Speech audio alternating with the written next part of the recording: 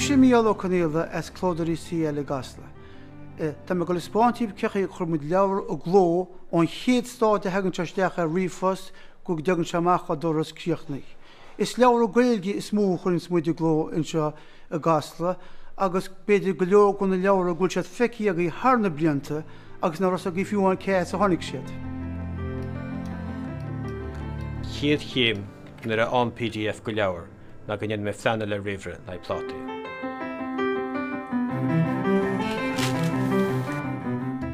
Tá mid sa seomad orchanis, seomé an cápais planete go dín rihre agus tá mid chun an léasar úsáid leis an íomhá tharrainte pláta.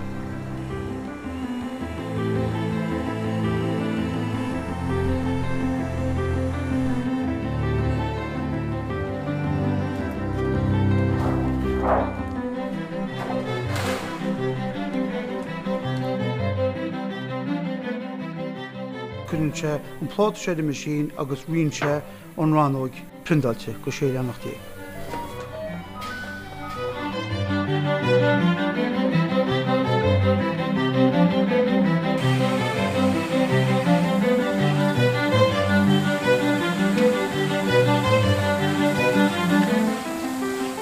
So níos tá muid go le chuisteach sa filteoir le éile síos go dtí fuirim leabhar.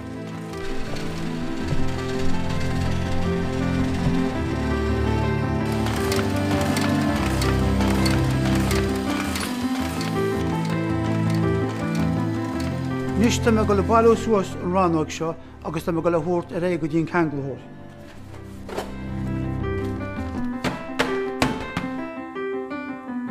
Tá me go chuisteach sa machine seo an ceanglathóir le i leabhar a ceangla le chéile agus glúcha leis.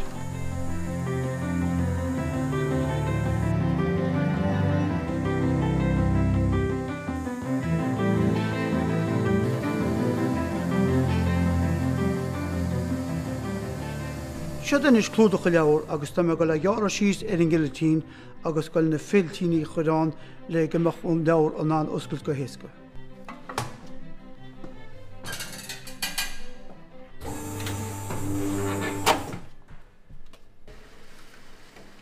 An fárinne mu sin is an fillín sin na choréir ná opening prísa a méla agus tá se bháidní séasca an leabhar oscailt má tá prís mar sin is.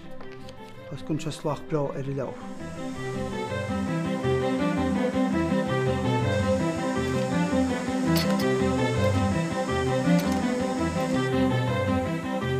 Siad an stáidéir in is go leabhar cíochnaí í chuir muscaí agus í chuir fearid agus í chuir amach go bhailseoir nó hebicéad ábharta an leabhar.